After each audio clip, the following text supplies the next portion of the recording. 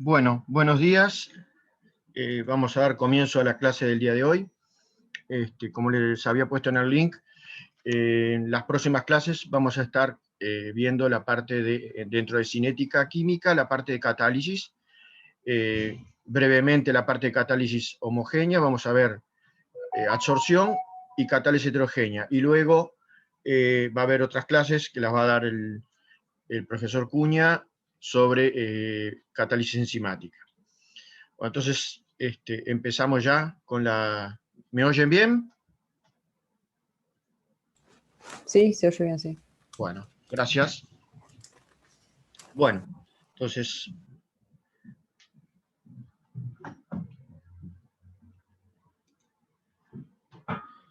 Bueno, ahí están puesto el temario de lo que vamos a ver en estas clases.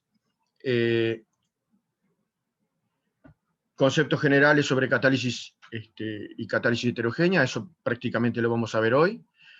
Luego vienen 4 clases que incluyen 2 de problemas, en donde se va a ver fenómenos de absorción y catálisis heterogénea. Eso implica ver lo que es un sólido poroso, absorción de gases sobre superficies sólidas, estudio de algunas isotermas de absorción, catalizadores sólidos, reacciones gaseosas con catalizadores sólidos, y bueno, y ahí vamos a ver básicamente el modelo de Lambert-Hinsegud y vamos a ver brevemente el de Leigh-Riedel.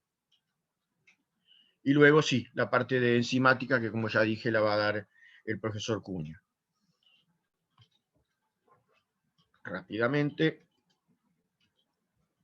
conceptos generales, esto es una clase que la vamos a ver hoy, catálisis homogénea, lo vamos a ver hoy, absorción son 2 clases, y catálisis heterogénea son 2 clases, y estas 5 clases van además 2 clases de problema. En total tenemos 7 clases para la parte de homogénea más heterogénea.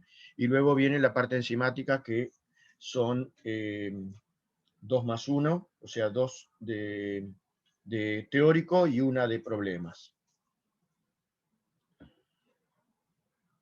Bueno, lo primero que vamos a hacer es entrar a ver, dentro de la parte de generalidades, lo que es un catalizador, qué entendemos por un catalizador. Y lo primero que vamos a ver es los antecedentes que hay, y en particular, cuándo se definió por primera vez un catalizador. Bueno, la primera definición de catalizador data de 1836 y la realizó Berzelius. Y la definición que dio en ese momento fue: un catalizador es cualquier sustancia que modifica la velocidad de una reacción actuando por su mera presencia sin intervenir en el proceso. Digamos, esta definición, para el concepto actual que tenemos de catalizador, no es perfecta, diría, adolece de varios inconvenientes o varios errores, pero hay que tener presente que fue la primera definición de catalizador y que tiene ya 180 años o casi más de 180 años, ¿no? Que en ese tiempo la química ha evolucionado muchísimo como para permitir entender bien hoy cómo es un catalizador, cómo funciona y cómo se puede preparar un catalizador con la finalidad de usarlo en una reacción particular. Dentro de los conceptos que plantea Berzelius, bueno, dice un catalizador es cualquier sustancia. En ese caso lo que podemos decir es que no, hoy sabemos bien que un catalizador no es cualquier sustancia, porque, digamos, se da lo que se llama especificidad, o sea, no tenemos catalizadores universales que catalicen cualquier reacción. Entonces, no es cualquier sustancia, un catalizador es catalizador para una reacción y probablemente para un gran número de reacciones distintas de la que cataliza es prácticamente inerte, no tiene ningún efecto, ¿no? Entonces, primer punto, digamos, en el cual hoy en día no se está de acuerdo con la definición de Berzelius, es que no es cualquier sustancia.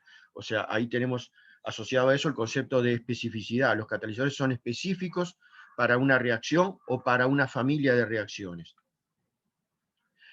que modifica la velocidad de una reacción. Ese tal vez es el punto más importante que en general uno asocia a un catalizador.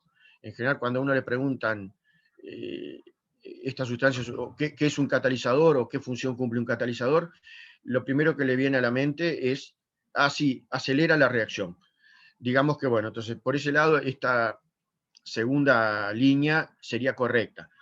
Aclaramos de todas formas que sí, es verdad, en la gran mayoría de las situaciones los catalizadores aceleran la velocidad de una reacción, pero hay casos en los cuales no, la enlentecen, y bueno, en ese caso hablamos de catalizadores positivos, los que aceleran la reacción, y catalizadores negativos o inhibidores, los que enlentecen la reacción.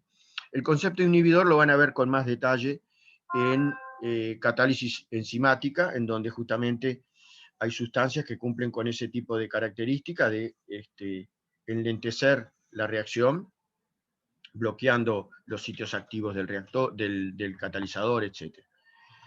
Bueno, la tercera línea, actuando por su mera presencia, el catalizador no actúa por su mera presencia, digamos, lo vamos a ver a lo largo de la clase de hoy, interviene porque interviene en el mecanismo de la reacción, plantea etapas que en la reacción sin catalizador no se da, y bueno, de esa forma interviene en el proceso y modifica el mecanismo. O sea, en presencia de un catalizador, el pasaje de reactivos a productos es por otro camino distinto que el que se da en su ausencia. Y la última línea, sin intervenir en el proceso, bueno, va relacionado con lo que dijimos recién, interviene en el proceso. La particularidad, que también lo vamos a ver durante la clase de hoy, es que en la gran mayoría de los casos, al final de la reacción se recupera intacto, por lo tanto, interviene en la reacción, interviene en el mecanismo, pero al final de la reacción se recupera. Y si uno, para una reacción que no se encadena, hace la suma de las etapas para obtener la reacción global, el catalizador no aparece en la estequiometría de la reacción. Junto con esta ponemos un par de definiciones que son algo más recientes. La de Oswald, que tiene ya hoy por hoy más de 100 años, en donde dice: un catalizador es una sustancia que altera la velocidad de una reacción sin aparecer entre los productos. Digamos, esta ya es un poco más en línea de lo que entendemos hoy en día de un catalizador. O sea, siempre el concepto de que altera la velocidad, eso es el fundamental, y que no aparecen los productos, o sea, queda liberado y se recupera al final de la reacción. Tenemos otra definición de Dleiler, que debe ser de los años 20 del siglo pasado, que es muy parecida a la anterior. Un catalizador es una sustancia que influye sobre la velocidad de una reacción química, pero que no se gasta durante el proceso. O sea que, si no se gasta, al final de la reacción se recupera, es lo que habíamos dicho recién. Estas dos definiciones, si bien ya son mucho más próximas a la definición de catalizador que usamos hoy en día, digamos, son muy simples y no contienen toda la información que uno debería incluir explicando correctamente qué es lo que es un catalizador. Lo que vamos a hacer ahora es ver algunos ejemplos y ver distintas situaciones para llegar más hacia el final de la clase a lo que sería la definición completa de lo que entendemos hoy por catalizador. Pero antes de eso, bueno, tenemos en esta transparencia definiciones mucho más recientes de libros de fisicoquímica. Uno de ellos es el libro de fisicoquímica de Castellán y el otro es el de Levine, y que son muy parecidas entre sí. La de Castellán dice: un catalizador es una sustancia que aumenta la velocidad de una reacción y que puede recuperarse al final en su estructura original. Si una sustancia disminuye la velocidad de una reacción, se denomina inhibidor o catalizador negativo. Y la de Levine, que dice: un catalizador es una sustancia que aumenta la velocidad de reacción y puede ser recobrado sin cambio químico al final de la reacción. Un inhibidor, catalizador negativo, es una sustancia que disminuye la velocidad de una reacción cuando se añade en pequeñas cantidades. Ya estas dos definiciones introducen el concepto de inhibidor, o sea, que no siempre los catalizadores aumentan la velocidad de una reacción, que hay casos en los cuales la disminuyen, y bueno, y en ese caso se llama inhibidor o catalizador negativo. Ya estas definiciones son bastante más completas, de lo que nosotros, digamos, va en línea más hacia lo que nosotros queremos llegar. Y bueno, como les decía, ahora vamos a ver unos ejemplos y ver una cantidad de factores a tener en cuenta en las reacciones catalizadas. Tenemos acá un ejemplo que es la decomposición de peróxido en medio alcalino en presencia de ioduro. Lamentablemente la pandemia nos ha jugado una mala pasada y si fueran un año lectivo normal, a esta altura esta reacción ya la deberían de haber visto en el laboratorio porque justamente hay una práctica que es la descomposición de peróxido en medio alcalino en presencia de ioduro. Pero bueno, lamentablemente van a tener que esperar todavía unos meses para poder hacerla, pero el ejemplo bien vale y lo vamos a explicar. ¿Qué pasa? El peróxido en medio alcalino se descompone según el mecanismo que está planteado ahí, en donde tenemos dos etapas. La reacción global, que es la suma de las etapas individuales, nos da que 2 peróxido nos da 2 de agua y libera 1 de oxígeno. Justamente en el laboratorio, como esta reacción libera oxígeno, que es un gas, la forma de seguirla, de seguir el avance de la reacción, es midiendo el volumen de oxígeno desprendido en función del tiempo. Y bueno, de ahí, en determinadas condiciones, trabajando en condiciones iniciales, determinan las velocidades en condiciones iniciales y pueden después determinar los órdenes. Del punto de vista cinético, ¿qué podemos decir de este mecanismo? Bueno, que la primera etapa, bueno, experimentalmente se sabe que la velocidad de esta reacción es de orden 1 respecto al peróxido y de orden 1 respecto al ioduro. O sea que podemos escribir velocidad de reacción igual una constante cinética K1 por la concentración de peróxido por la concentración de ioduro. Lo que sabemos, que está puesto acá, es que la primera etapa es mucho más lenta que la segunda. Eso lleva entonces a que la K1 va a ser mucho menor que la K2.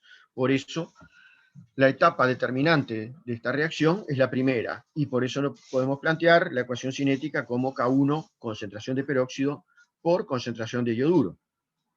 Pero ¿qué particularidad tiene el ioduro en esta reacción? Si uno mira la estequiometría de la reacción, el ioduro no aparece. La estequiometría es 2 peróxido para dar 2 de agua y liberar 1 de oxígeno.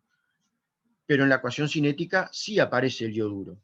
Entonces, bueno, el efecto que tiene el ioduro en esta reacción es un efecto catalítico, o sea, el ioduro descompone, cataliza la descomposición del peróxido y la ecuación cinética obtenida experimentalmente es la que está ahí abajo.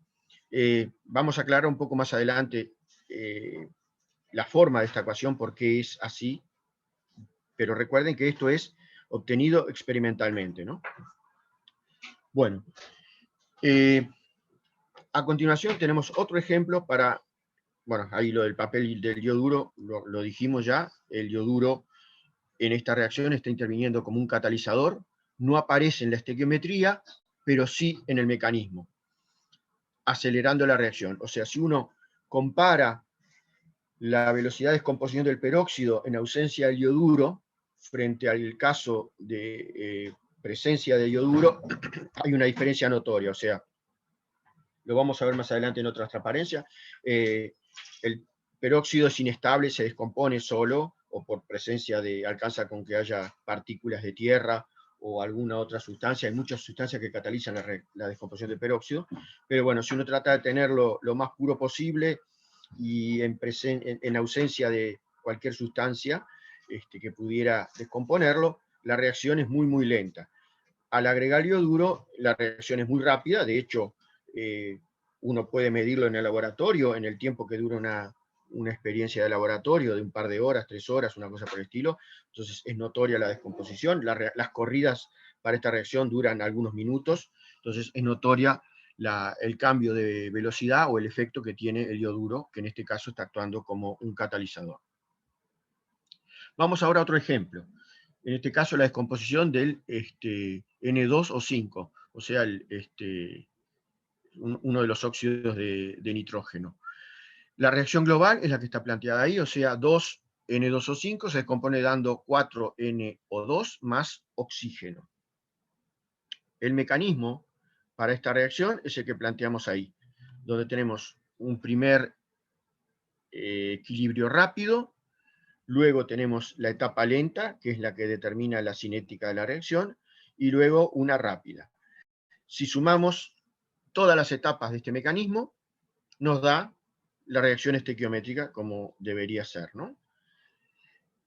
Pero se sabe, por ejemplo, experimentalmente, que esta reacción, si uno pone el N2O5 en presencia de NO, del monóxido de nitrógeno, se da la descomposición de acuerdo a la reacción siguiente. O sea, el N2O5 en presencia de NO me da 3NO2.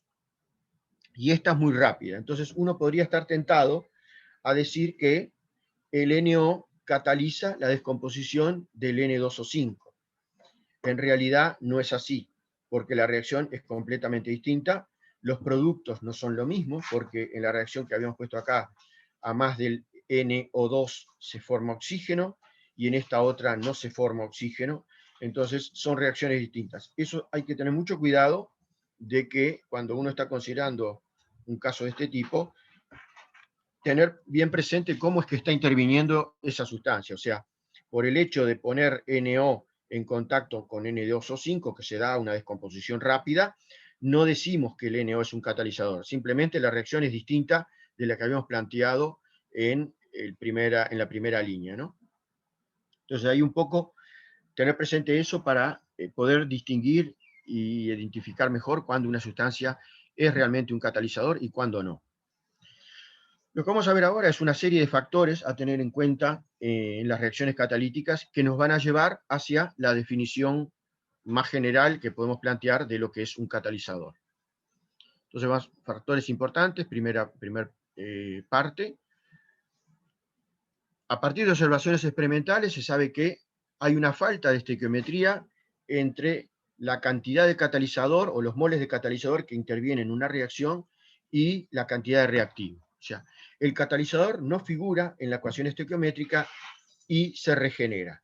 Ya lo hemos visto en una de las definiciones anteriores, que hablaba de que el catalizador se recupera sin modificarse su estructura, etcétera, etcétera. Bueno, en general, debe ser así. Un catalizador, salvo raras excepciones que las vamos a nombrar, en general, el catalizador modifica la velocidad de la reacción y al final de la misma se regenera o se recupera y, como vimos, no interviene en la estequiometría de la reacción. Sí en la cinética, pero no en la estequiometría. O sea, en la reacción estequiométrica no aparece.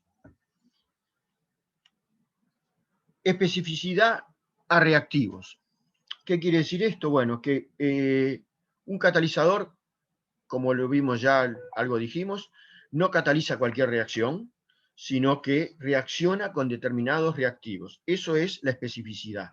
O sea, yo puedo tener un determinado catalizador que sea capaz de romper una molécula de hidrocarburo, pero ese mismo catalizador es incapaz de reaccionar, por ejemplo, con la sacarosa para partirla en fructosa y glucosa, ¿no? Entonces, muchas veces hay especificidad hacia un reactivo o por lo menos hacia un grupo de reactivos, teniendo en cuenta algún grupo funcional, o sea, un determinado catalizador actúa de repente frente a alcoholes primarios o frente a alcoholes secundarios o cosas por el estilo, ¿no? Entonces, pero sí hay una especificidad, o sea, lo que habíamos visto anteriormente, que en ese punto Berzelius le erró, no es cualquier sustancia, hay una especificidad del catalizador hacia el reactivo que va a intervenir en produciendo, o sea, ayudando a llegar más rápido, por ejemplo, si es un catalizador positivo, hacia los productos. Hay en general también una selectividad a productos o también a familia de productos. En general, un catalizador frente a un determinado reactivo favorece la formación de determinados productos. Y encontramos que de repente, frente a ese mismo reactivo, un catalizador posibilita la formación de un producto y otro catalizador me da un producto completamente distinto. O sea, son selectivos hacia el producto. Y justamente uno de los desafíos en catálisis, digamos, ahí estos dos puntos nos plantean dos de los grandes desafíos en catálisis, que es conseguir catalizadores que sean específicos para un reactivo dado y que sean selectivos hacia un producto deseado. Entonces, esos son dos de los aspectos que uno en catálisis siempre tiene que tener presente. Quiero un catalizador que me transforme tal sustancia en tal producto. Y justamente ahí está, atrás de eso, todo el problema económico de, bueno, lograr que una reacción sea rentable, tratando de producir la mayor cantidad de un producto, o sea, que el catalizador sea selectivo, o la reacción sea selectiva hacia ese producto, y actuando sobre determinado reactivo, ¿no? Bueno, como dice ahí, favorece una reacción y no otras. Cuarto punto a tener en cuenta en el comportamiento de los catalizadores, y tiene que ver con la posición de equilibrio. Bueno, un catalizador no altera la posición de equilibrio, o sea, interviene no alterando la posición de equilibrio. ¿Y cómo es que interviene? O sea, interviene sobre la cinética, no sobre la termodinámica. La posición de equilibrio tiene que ver con factores termodinámicos. El catalizador lo que altera es la velocidad de la reacción, por lo tanto se va a llegar a la misma posición de equilibrio. Lo único que se va a llegar a la misma posición de equilibrio, pero más rápido.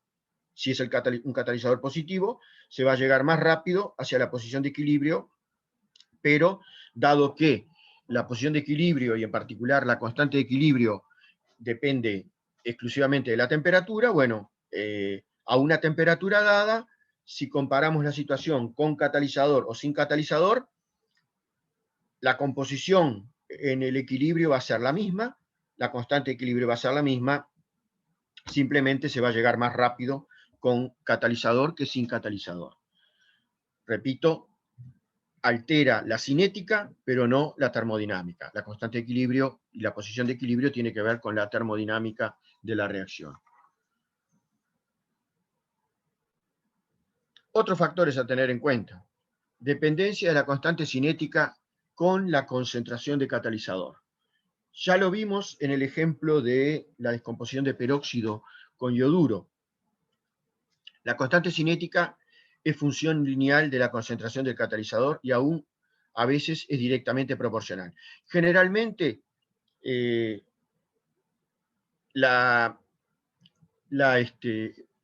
orden con que aparece el catalizador en la ecuación cinética suele ser 1.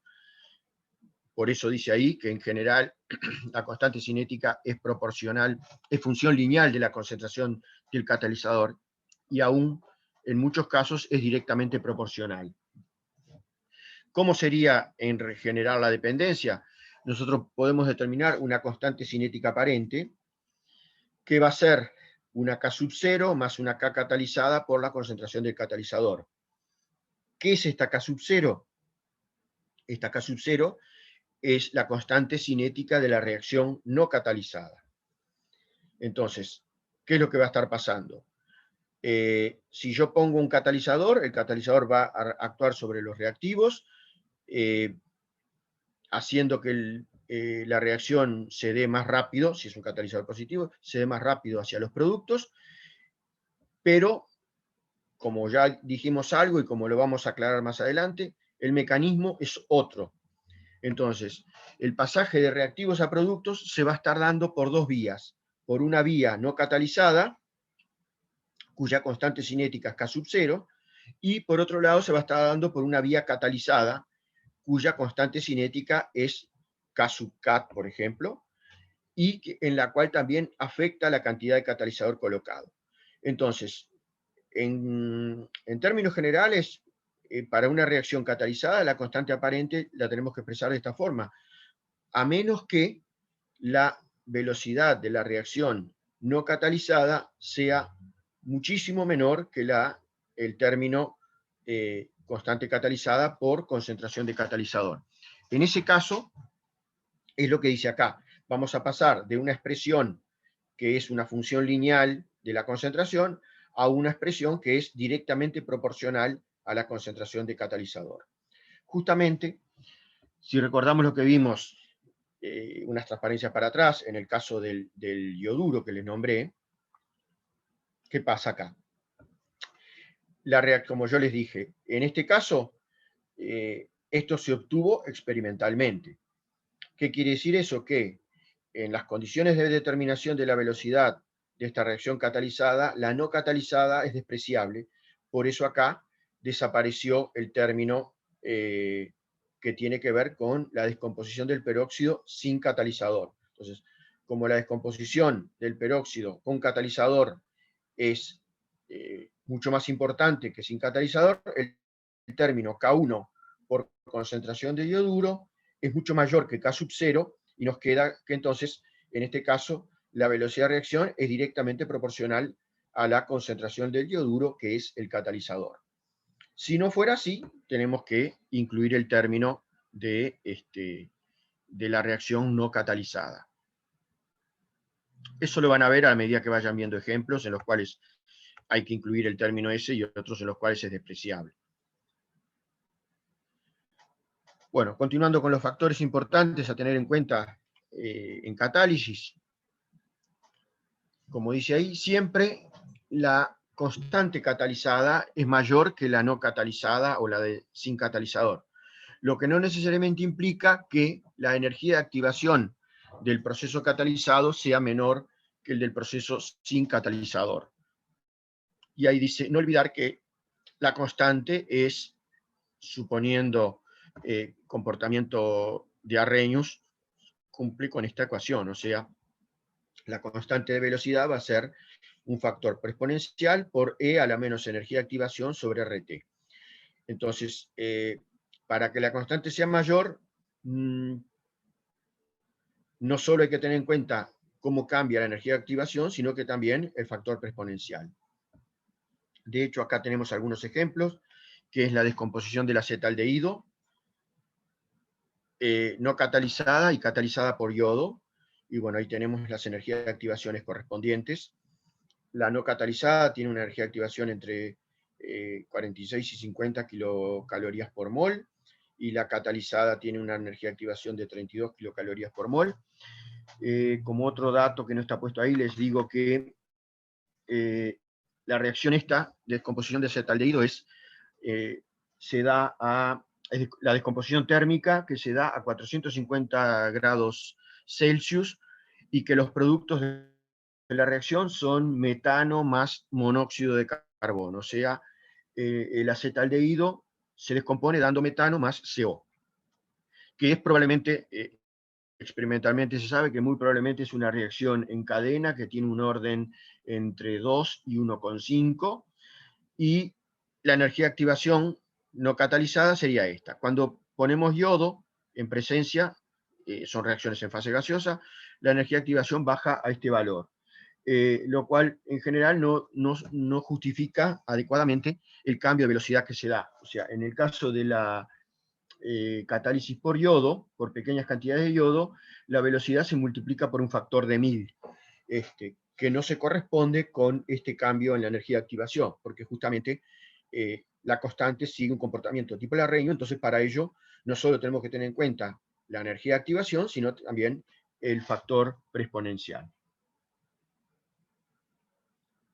Bueno, más factores a tener en cuenta. Otros factores que alteran la velocidad de una reacción.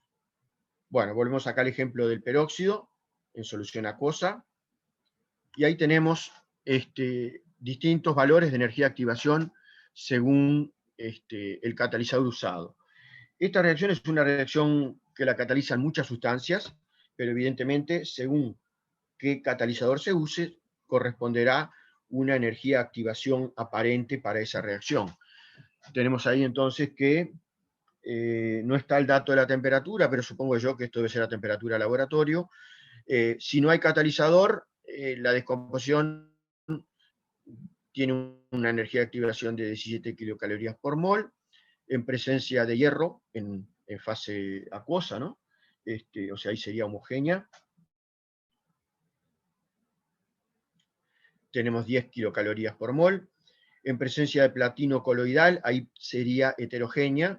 Tenemos un parecido 12 kilocalorías por mol, y en presencia de la catalasa sanguínea baja a 2 kilocalorías por mol. Evidentemente, los mecanismos son distintos para cada uno de los casos, y eso lleva a que se midan energías de activación diferentes. Les decía, esta reacción es muy particular porque de hecho hay muchas cosas que catalizan la descomposición del peróxido. Por eso inclusive el peróxido, para conservarlo, el peróxido acuoso de alta concentración, de 100 volúmenes, etcétera, se suele tener que guardar en la heladera porque, puesto a temperatura ambiente, se descompone bastante rápido y bueno, en poco tiempo lo que terminamos teniendo en la botella es prácticamente agua y no peróxido como pensábamos. Para que tengan una idea, a temperatura ambiente, sin catalizador, se descompone más o menos un 1% de peróxido en alrededor de 3 días, o sea, 72 horas. Pero ya alcanza con que haya partículas de polvo, etcétera, que caen sobre la solución para catalizar la reacción. Que con las sales de hierro también la catalizan sales digamos. Perdón, ¿alguien está hablando, haciendo una pregunta?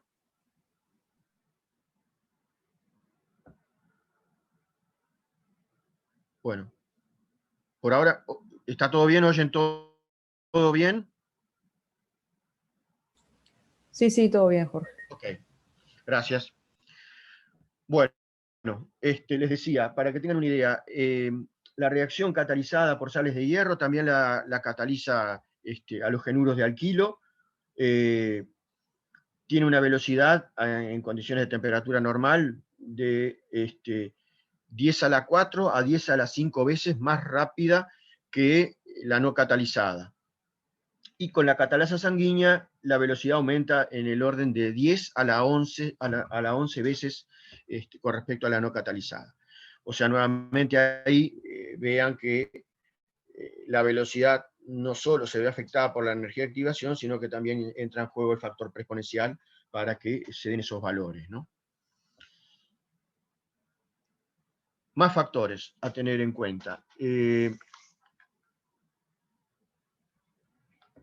La especie catalítica a veces se produce durante la reacción.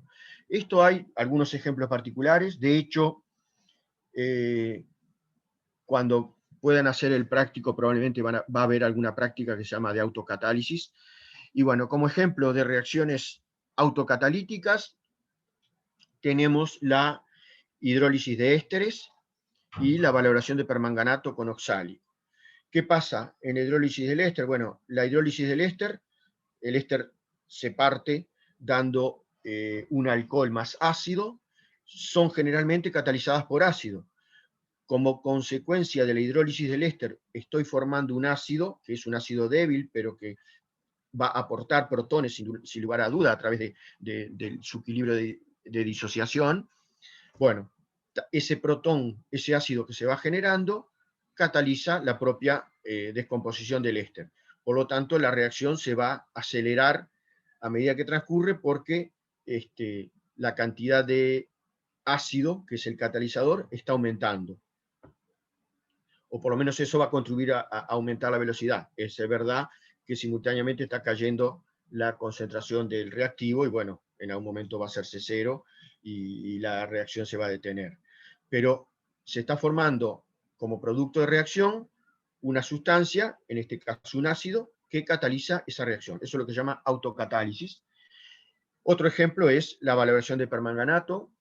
Si tuvieron la suerte a esta altura de haber hecho en algún momento alguna valoración de permanganato, por ejemplo, de ácido oxálico con permanganato, ven que al empezar la valoración, la reacción en un determinado momento va muy lenta, hasta que la solución pasa a tener una determinada cantidad de manganeso más 2 que cataliza esta reacción, y entonces ahí la reacción se acelera. Entonces, ese también funciona como catalizador y se está produciendo en la propia reacción. Por eso el efecto de la autocatálisis. O sea que hay ciertas situaciones en las cuales un producto de la reacción contribuye a catalizar esa reacción. si Dios quiere, en el práctico van a ver, o por lo menos si hubiera sido un práctico normal, veían la reacción de autocatálisis en la que se utiliza permanganato con oxálico.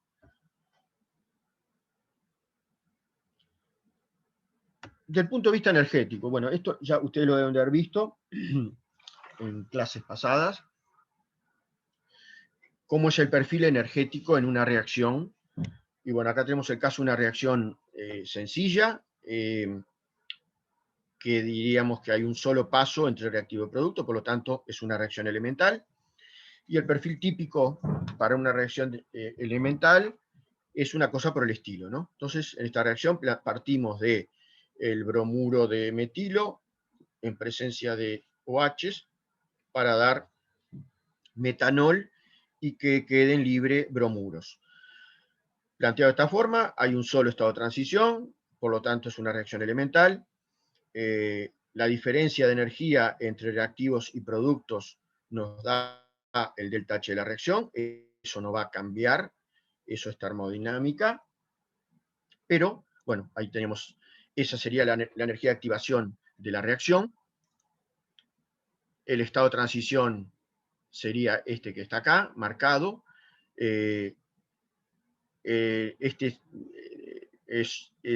Esta reacción es llamada tipo SN2 y es de segundo orden, o sea, dado que es una reacción elemental, la velocidad de esta reacción va a ser una constante por la concentración del bromuro de metilo por la concentración del OH.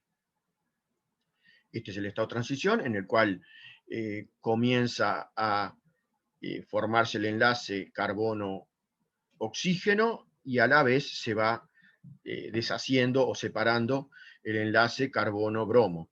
Entonces el estado de transición se representa de esta forma y bueno, como ya les dije, es una SN2. Esta reacción es catalizada por yoduro. ¿Y cómo es el mecanismo en el caso del yoduro? Bueno, el perfil energético en el caso de usar yoduro es este. Evidentemente, si el yoduro está actuando como catalizador, en principio lo es porque aparece en los reactivos y aparece en los productos.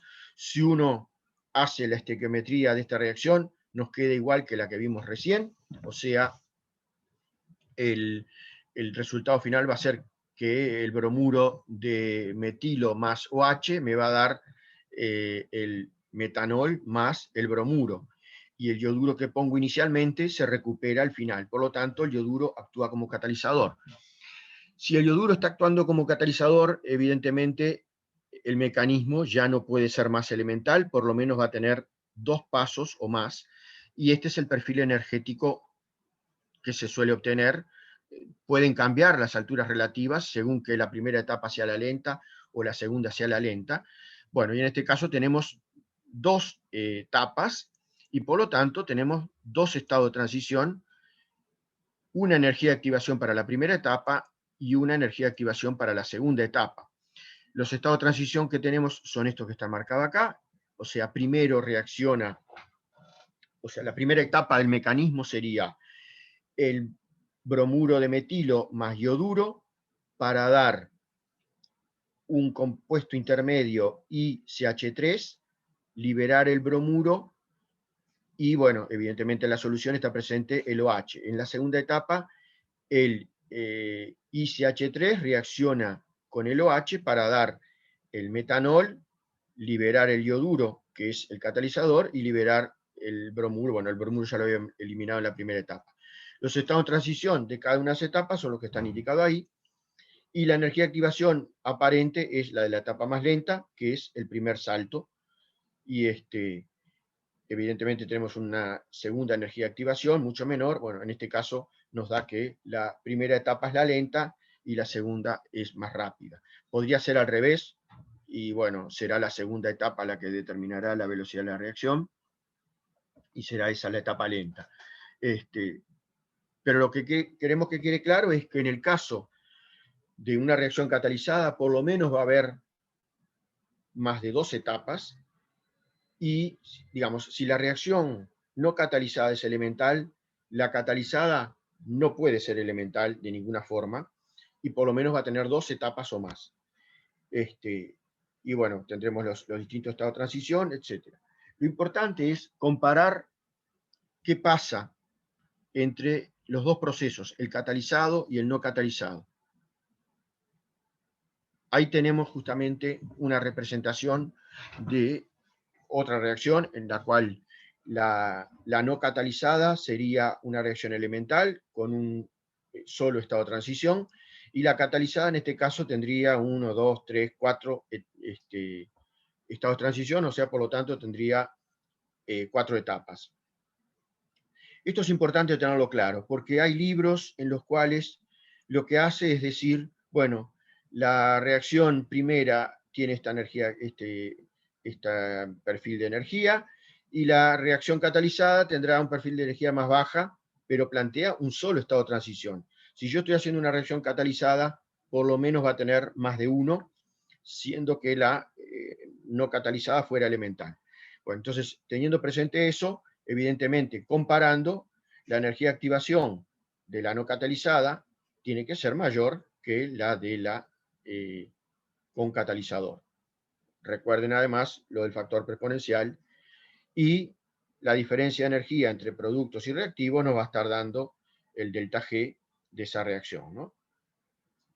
Esto es importante tenerlo presente, repito, porque hay libros en los cuales erróneamente está mal puesto este perfil de energía cuando uno compara la catalizada con la no catalizada. Bueno, entonces, en función de todas estas cosas que vimos, de todos estos factores y condiciones que se dan en las reacciones catalizadas, etc., podemos ahora hacer una definición más exacta, lo más exacta posible, de lo que es o más completa posible de lo que es un catalizador. Entonces, ¿qué entendemos por catalizador? Bueno, un catalizador es una sustancia química que modifica la velocidad de una reacción. Esa modificación se da a través de un mecanismo de reacción diferente del de la reacción que tiene lugar en su ausencia, o sea, de la reacción no catalizada, sin cambiar su estequiometría, o sea, no altera la termodinámica de la reacción, y por lo tanto los productos y los reactivos son los mismos, partimos de un determinado estado inicial y llegamos a un determinado estado final. Al final de la reacción, su concentración no es menor que al inicio. O sea, esto toma en cuenta el caso en el cual se dé autocatálisis, o sea que el catalizador se genera además como producto de la reacción. Entonces, por lo menos tiene que ser la concentración igual a la cantidad de catalizador tiene que permanecer constante, igual a la que yo puse, o eventualmente aumentar si se produjo como producto de la reacción que estoy estudiando. Entonces, bueno, un catalizador es una sustancia química que modifica la velocidad de una reacción, recuerden, acelerándola, catalizadores positivos o simplemente catalizador, o enlenteciéndola, inhibidores o catalizadores negativos, a través de un mecanismo de reacción diferente de la reacción que tiene lugar en su ausencia, sin cambiar su estequiometría. Al finalizar la reacción, su concentración no es menor que al inicio. Bueno, visto eso, entonces ahora vamos a ver si entrar en parte de catálisis, en particular en lo que tiene que ver con catálisis homogénea, ¿no?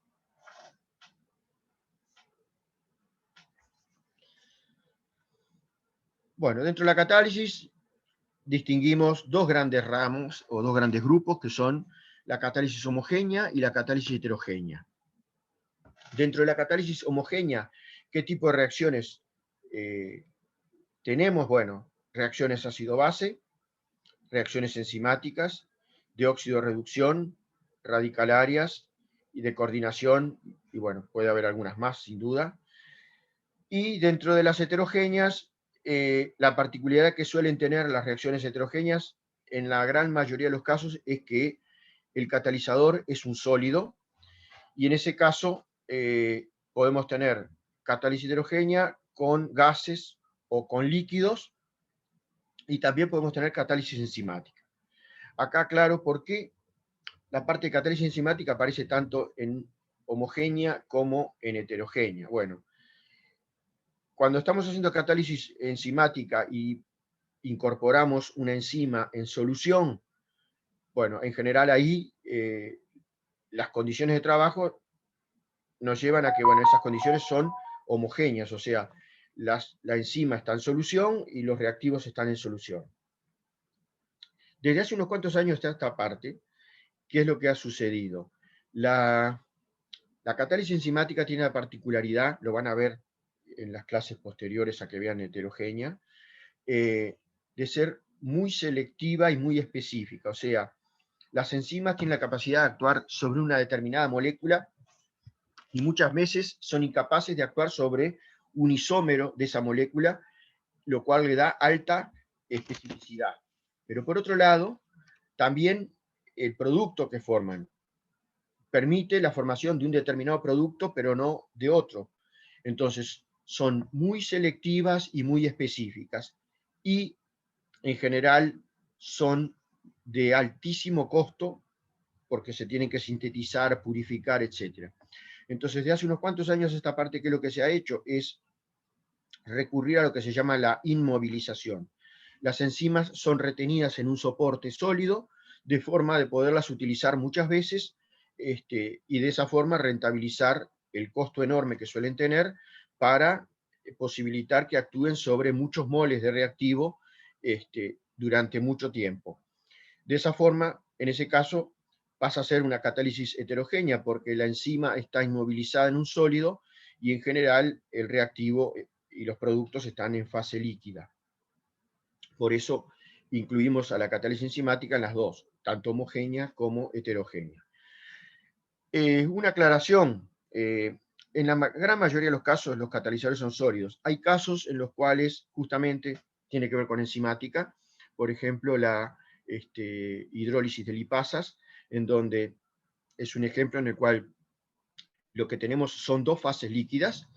En una fase tenemos una fase acuosa y una que es un aceite, y bueno, la enzima está en una de esas fases, pero actúa en la interfase líquido-líquido, hidrolizando los aceites. Entonces, bueno, en ese caso se trata de una catálisis heterogénea porque son dos fases líquidas no miscibles, en donde el catalizador está en uno de los líquidos. Es un caso particular, pero ya les digo, en la mayoría de los casos, los catalizadores se trata de catalizadores sólidos, ¿no? A nivel industrial, la gran mayoría de los catalizadores son sólidos, ¿no? Y hoy por hoy, digamos, ha adquirido muchísima más importancia la catálisis hidrogénea frente a la homogénea. ¿Por qué? Bueno, porque nos permite utilizar el catalizador muchas veces, recuperar el catalizador al final del proceso, o sea, tiene una cantidad de aspectos no solo económicos, sino también medioambientales, porque en catálisis homogénea lo que pasa muchas veces es que nosotros colocamos el catalizador y el catalizador luego de la reacción se va en los efluentes.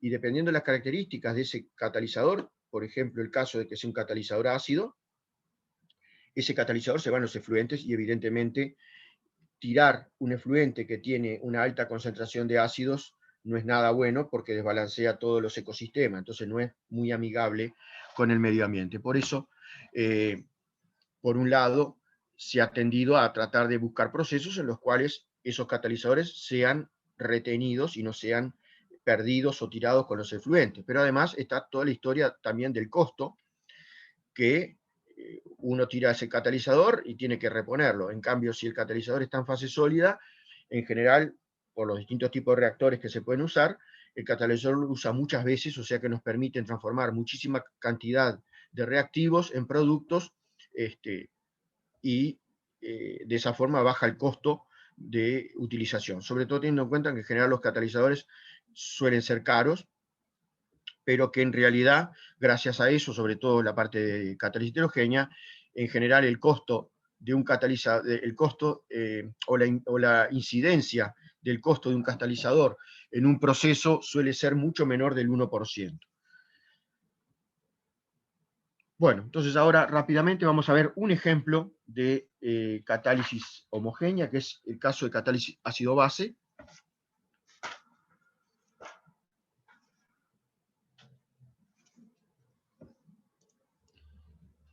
Bueno, son justamente las más comunes, las más estudiadas en una época, sobre todo las reacciones estas homogéneas ácido-base, y bueno, han ido evolucionando con el concepto de acidez y de basicidad. Puede ser específica, y en ese caso el catalizador o es el protón o es el hidroxilo, o sea, el OH. Entonces supongamos una reacción cualquiera, una reacción en la que cierto reactivo pasa a producto.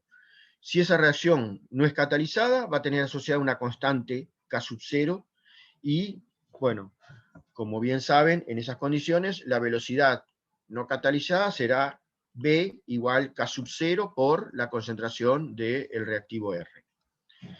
Pero si esta reacción en fase homogénea puede ser catalizada tanto por ácido como por bases, ejemplo de ello puede ser, por ejemplo, la hidrólisis de ésteres, que son catalizadas en general tanto por ácido o por bases, tenemos que considerar los dos tipos de catálisis. Por un lado tenemos la catálisis ácida, en la que el reactivo más protones, una cierta constante de velocidad K sub H, me da el producto y se recupera el protón porque justamente es catalizador. Y la catálisis básica queda de una forma similar, reactivo más OH, esa reacción lleva una constante K OH, me da producto y se recupera el OH. Entonces tenemos ahí las tres posibilidades: la reacción no catalizada, la catalizada por ácido y la catalizada por base. Si consideramos que son las reacciones esas, bueno, nos va a quedar, como ya hemos visto, la expresión general que podemos plantear para este caso de la velocidad de reacción nos queda de esta forma. Velocidad de reacción va a ser K sub 0 por R, esto es la velocidad de la reacción no catalizada, más K sub H por concentración de protón por R, esta sería lo que tiene que ver con la catálisis ácida, más KOH por concentración de OH por R, esto sería lo que tiene que ver con la catálisis básica.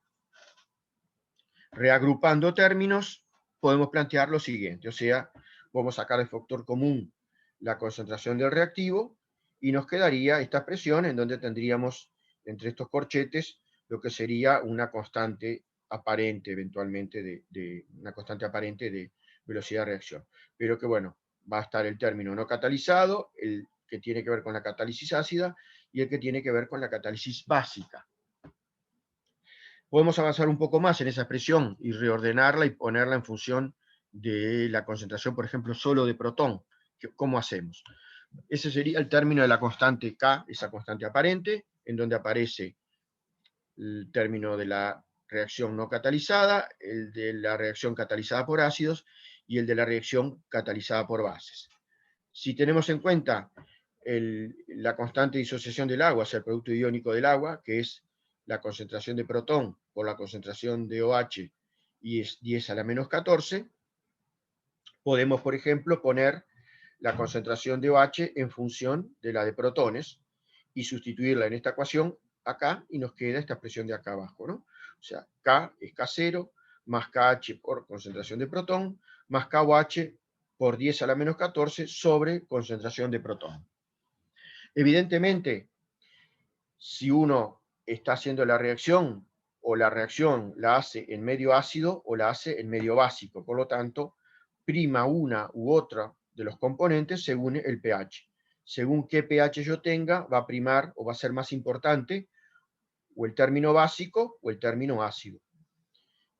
Justamente lo que vamos a ver en los próximos casos es ver varias situaciones posibles, o sea, reacciones en las que solo son catalizadas por base, solo catalizadas por ácido, o que pueden tener una catálisis generalizada ácido-base, y ver cómo nos quedarían las expresiones de esas constantes de velocidad de reacción aparente en esos casos. Entonces, el primer caso que vamos a considerar dentro de catálisis homogénea es catálisis ácida solamente, o sea, el OH no cataliza. Si el OH no cataliza, entonces el término que tiene que ver con la parte básica vale 0 y nos va a quedar que la constante aparente va a ser igual a K sub 0 más K sub H por la concentración de protones. Ahí tenemos que ver qué pasa en los dos extremos. Para la zona de concentración hidrogeniónica alta, o sea, pH bajos, y el otro extremo, concentración hidrogeniónica baja, o sea, pH alto. Si estamos en la zona de concentración hidrogeniónica alta, o sea, estamos en una zona muy ácida, ¿qué es lo que va a pasar? Que el término que tiene que ver con la catálisis ácido va a pesar mucho más que la reacción no catalizada. Y entonces en esas condiciones se va a dar que la constante aparente va a ser prácticamente igual a K sub H por la concentración de protones. Si aplicamos logaritmo de la constante esta aparente va a ser igual al logaritmo de la K sub H menos logaritmo de la concentración hidrogeniónica, perdón, más logaritmo de la concentración hidrogeniónica, que es menos el pH. Entonces nos queda logaritmo de K es igual a logaritmo de K sub H menos pH. En el otro extremo del rango de pH, ¿qué es lo que va a pasar? Ahí graficamos logaritmo de K contra el pH, y esto es una recta de pendiente negativa, pendiente menos 1, o sea, la ordenada en el origen va a ser logaritmo de KH y la pendiente vale menos 1.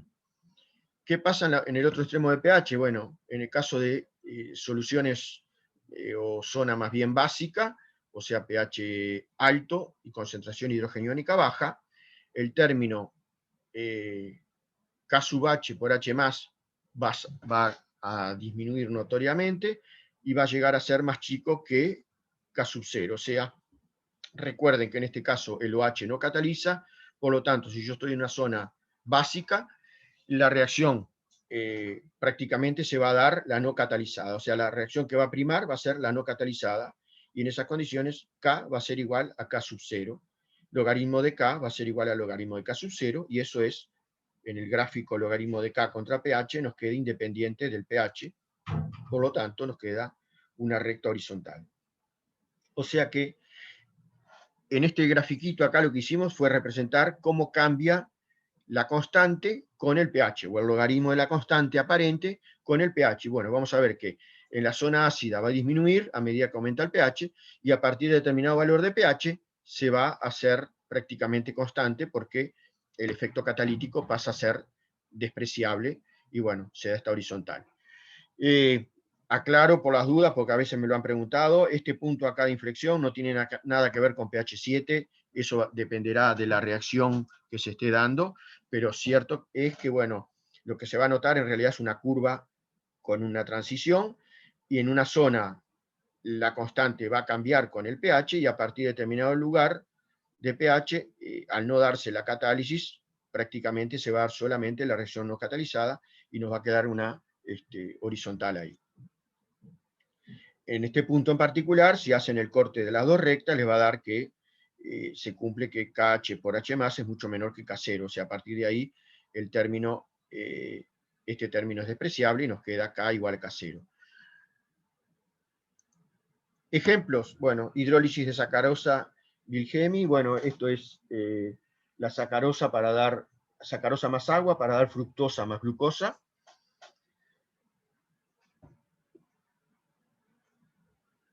Veamos ahora otro ejemplo en el cual ahora lo que consideramos es que se da solamente la básica, o sea, solamente se da catálisis homogénea básica, y que los protones no catalizan.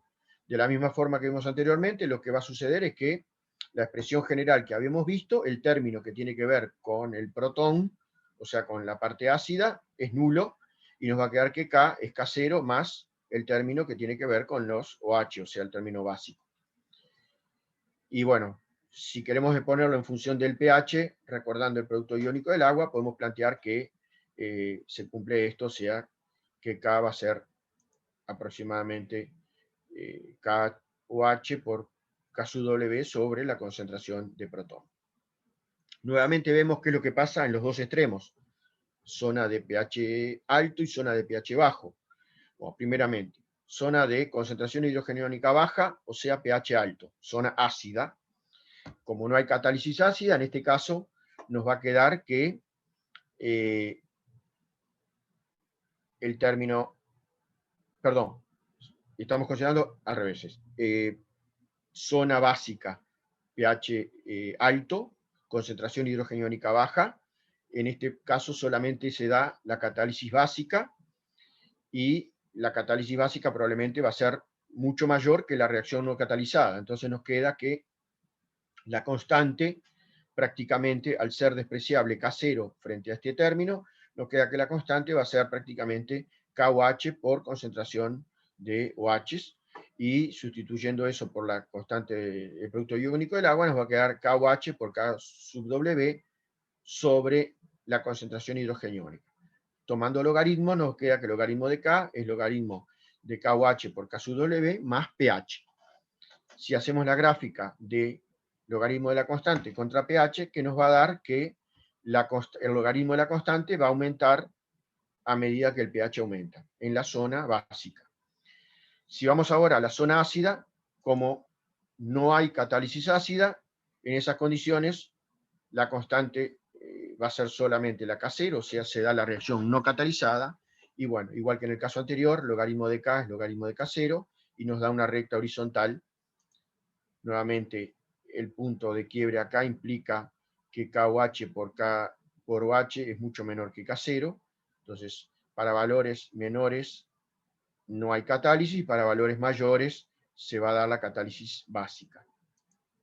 Ejemplos de reacciones que digamos, catálisis ácido-base que cumplen con estas condiciones son la halogelación de nitroalcanos y la condensación aldólica.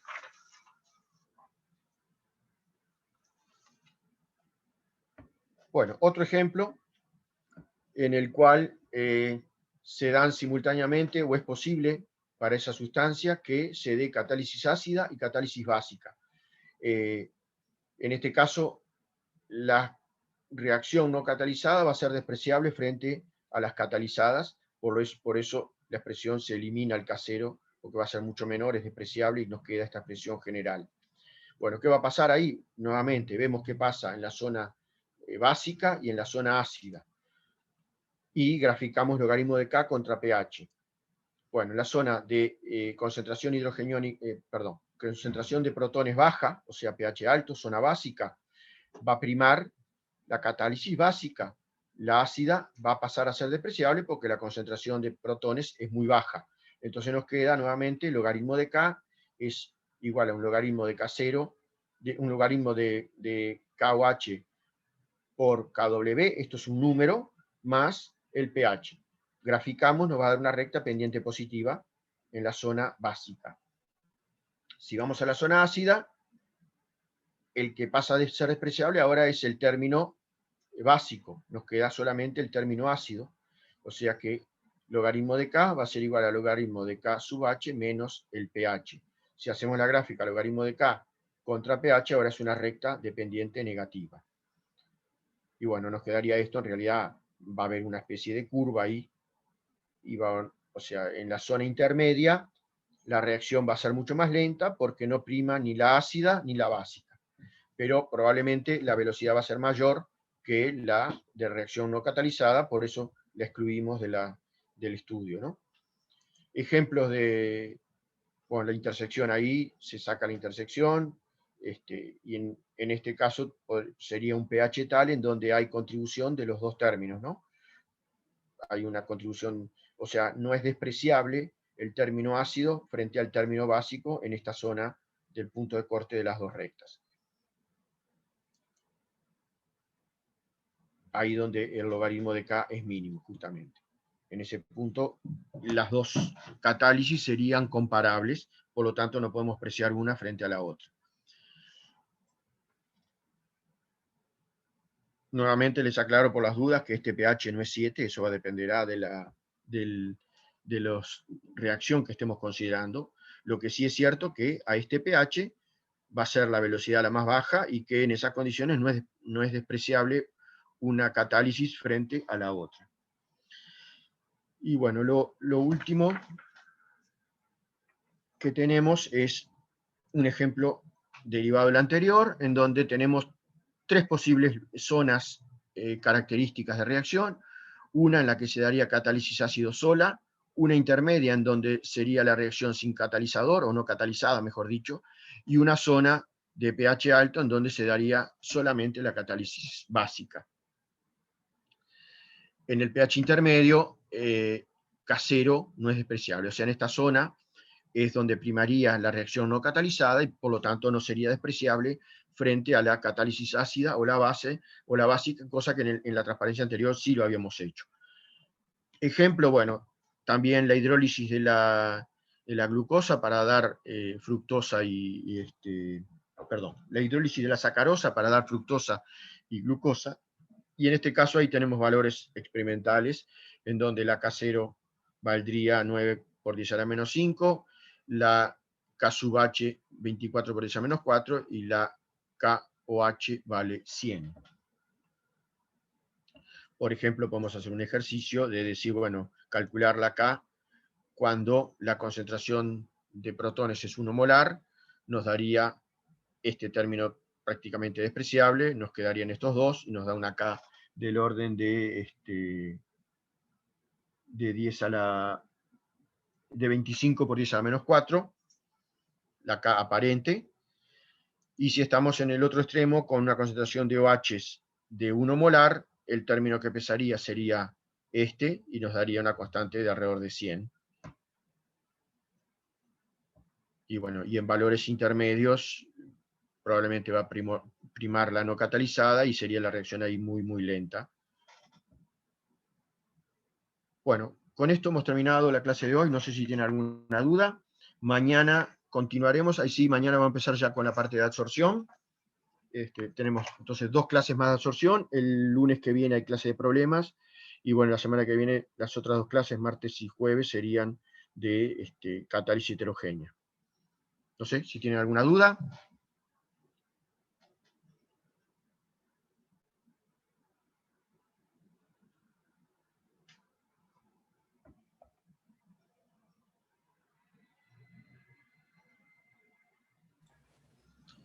No, Bueno, nada. Chao, gracias. bueno, nos vemos mañana Hasta la entonces. próxima clase. Chao, chao.